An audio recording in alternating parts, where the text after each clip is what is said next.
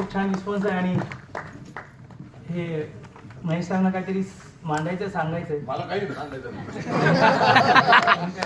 जे मांडायचं ते नाटकातच आहे आत्ता ते नाटकात पण इट इज ह्याची एनर्जी वापरायची होती मला कुठेतरी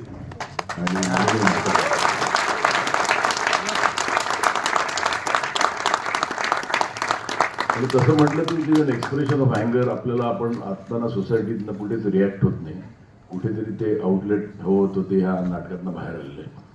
आणि आय होप एक कुठला तरी एक सेन्सिटिव्हिटी तुम्ही घेऊन जाल, थॉट घेऊन जाल की आपण रिॲक्ट होत नाही. प्रॉब्लेम आपला तो झाला हल्ली.